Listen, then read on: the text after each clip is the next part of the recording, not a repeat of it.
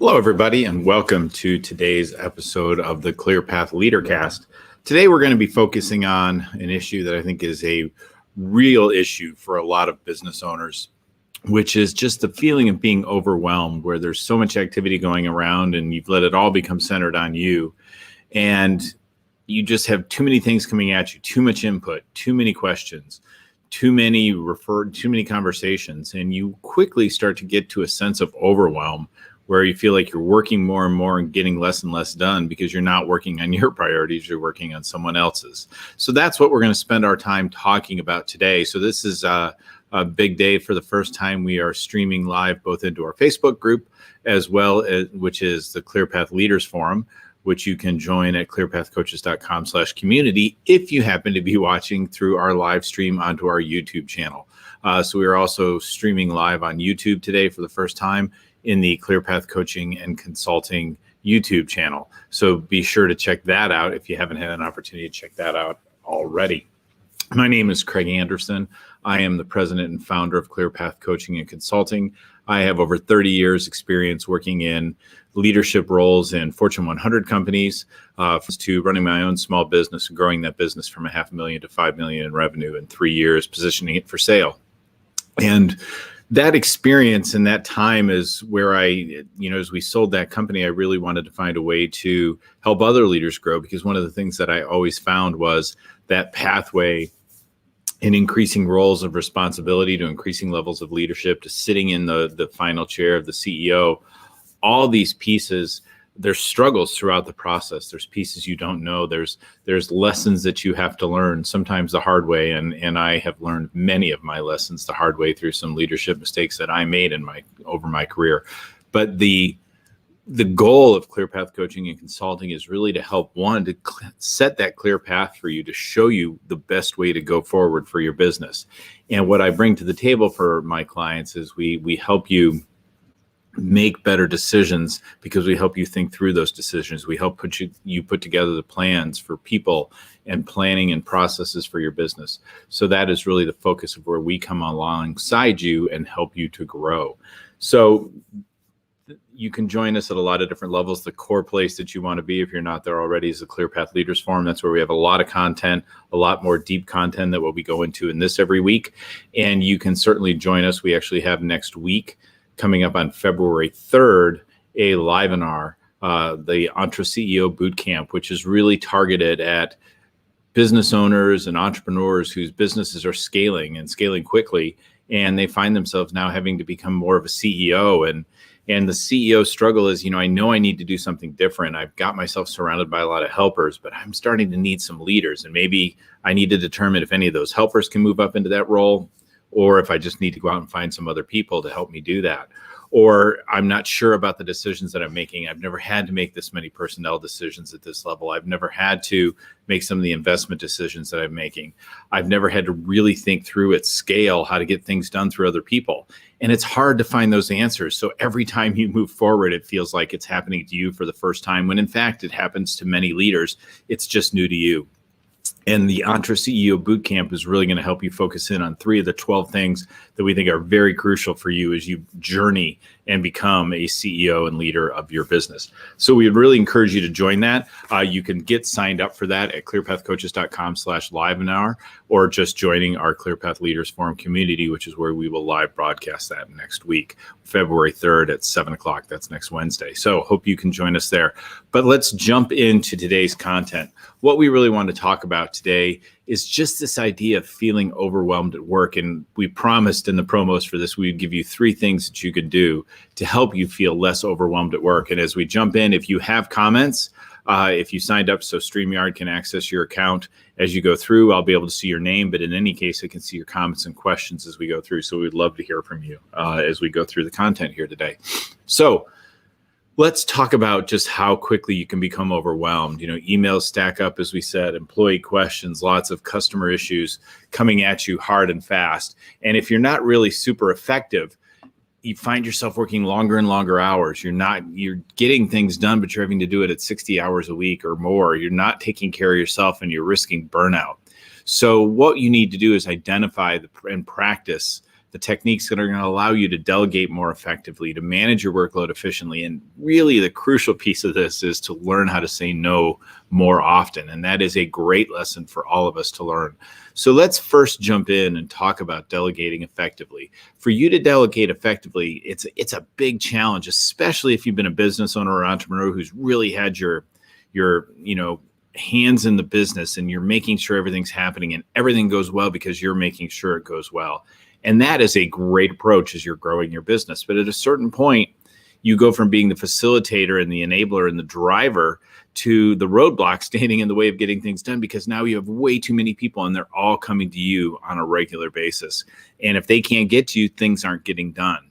So you don't want to give up that control. And that's a real struggle for a lot of people who are in this scaling spot where this is my baby, this is my business, this was the idea that I birthed, and I don't want to give up control. And you struggle to figure out how to delegate this. I hear this a lot is, I don't feel good about delegating. What that really means is you don't know how to delegate efficiently. I used to work with somebody and she was a hard worker, but she was a leader. And I tell you, she had put together a process where she had her direct reports really working on a lot of projects for her. She delegated very effectively to those teams. And she was very clear on what the project was, the way she wanted it done, and made the goals, priorities, and decision-making processes clear. And as a result, the work got done more quickly because it wasn't just her. They didn't have to check with her every step of the way. But she made a very intentional effort to check in and have accountability processes. So she did touch base on a regular basis. And if you asked her what the status was of a project, she had a pretty good handle and a very current handle on what the status was of the project. But that's all by being an effective delegator.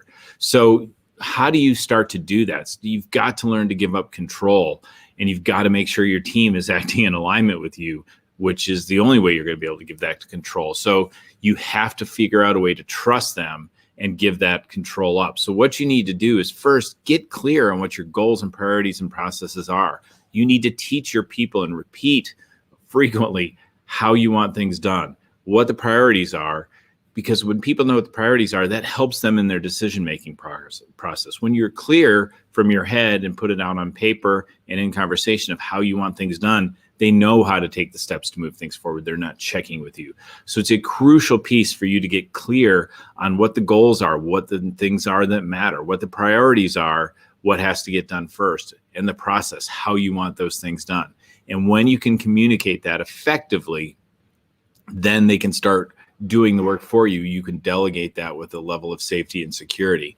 So I recommend the best way to get this done is to get really clear on a one-page plan for your business, which communicates this clearly, not just to your direct reports, but to your entire leadership team. And if you'd like to talk about that, just get in touch with us. We can set up something either through the Facebook group. You can direct message me or leave a comment here on this video, or you can reach out to me at clearpathcoaches.com/consult call and get a connection to me, and we can set up some time to talk about it. But it's really important to get that clear and get that out there and communicate it often. It's not enough just to write it down. It's also important that you reiterate that on a consistent basis and help your people understand what it is, because about the time you get sick of clarifying and communicating these priorities, these process and these goals, that's about when people first start to hear it. On average, people need to hear something like 12 times before it really becomes ingrained. And that's what you want. You want to ingrain in your company everything that's in your head about how you want things done, so people can parrot that back to you and start acting in that manner for you. So that's how you start to get control. You can start to delegate, because now people know how you want to get things done. What do you do to check in? If you remember the story I told about my friend, my former colleague, is what she had a regular series of check-ins for her team. So it's really crucial that you have this regular series of check-ins. So one-to-ones every week where you really give them an opportunity to update you about what's going on. Team meetings. So not only are you getting updated, but they're communicating horizontally so everybody knows what's going on.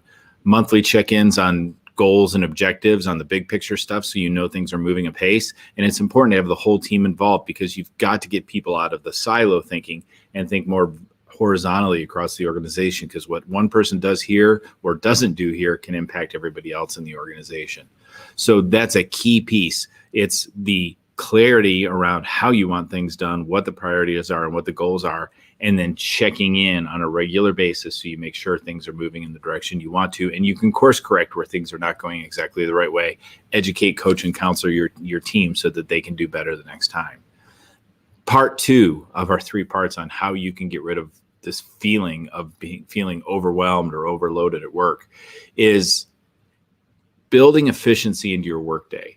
So again, this goes back to, what are your priorities? I really encourage all my clients to really get clear on their top 3 priorities for the week.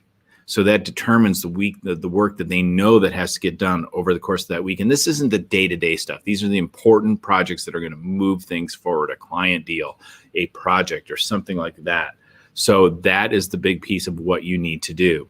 So you get your top 3 priorities for the week. They align with your goals and your project priorities for the business as a whole. And then every day you set the big 3 things that you're going to do that are going to move that needle forward for the week. You've got to get these things scheduled. You've got to get these things written down and time in your schedule to work on them. Some days you're just going to have meetings all day, and the big 3 for that day are finishing all those meetings, finishing all those meetings, finishing all those meetings. But over the course of your week, you've got to make sure that you are carving out time for yourself. There's a couple different ways that leaders get ahead. Is one, by making sure that everything they want done gets done. The other is by making sure they do everything that either their bosses, but not the leaders, or their employees want them to do. You really want to be in that former category, that you're driving the agenda and you're moving things forward. So hold yourself accountable to getting this big 3 done.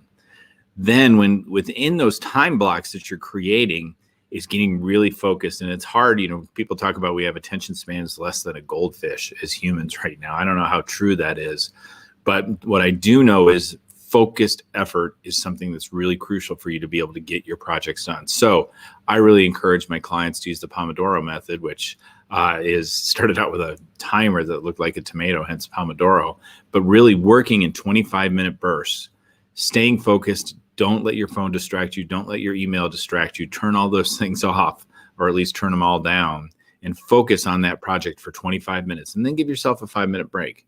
Then come back another 25 minutes. Take a 5-minute break, and then do it again. So you really get some concerted effort done. And then at that 3rd round, give yourself maybe 15, 20 minutes, maybe take a walk around the office or something like that to kind of re-energize you and pull you away from that.